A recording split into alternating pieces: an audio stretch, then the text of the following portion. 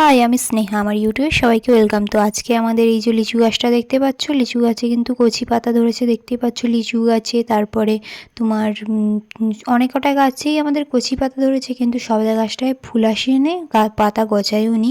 তো আজকে আমি তোমাদেরকে বাড়িতে তিল গাছ দেখাবো। কালো তিল হয় সেই তিল গাছ। এই গাছটা দেখতে পাচ্ছ, এটা কিন্তু তিল গাছ।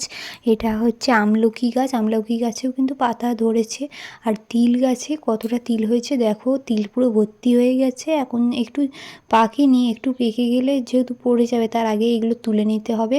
কালো তিল, এগুলো ছোট ছোট কালো তিল হয়েছে। আমি প্রথমবার তিল গাছ দেখলাম। তোমরা কে কে দেখেছো আমাকে কমেন্ট করে জানিও। তো এই দেখতেই পাচ্ছ, এই দেখো কত সুন্দর হয়েছে গাছের তিলগুলো। আমি প্রথমবারই দেখলাম কিন্তু তিল গাছ। তো অনেক দিন পরে আজকে চিকিৎসোনা বাড়িতে এসেছে, কিন্তু বাড়িতে আসেনি, মানে বাড়ির পাশে একটা গাছ ছিল, সেই গাছে এসে দেখে যাচ্ছিল। দেখো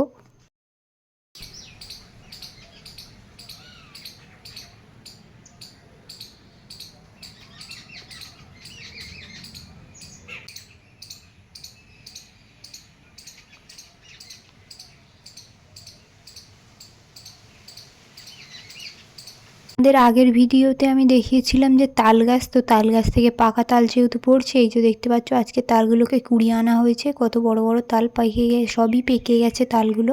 তো আমাদের এখনও ফুরুলি খাওয়া হয়নি, তো আমরা ফুরুলি খাবো। কে কে খেয়েছো আমাকে কমেন্ট করে জানিও। তো দেখতে পাচ্ছ সব কটা তাল কিন্তু পাকা, কিন্তু যেহেতু ওপরে রেখে দিয়েছে, কারণ গরুর জন্য ওপরে রেখে দিয়েছে, গরু আবার গন্ধ পেলে সোজা বাড়ি ঢুকে যাবে, তার জন্য।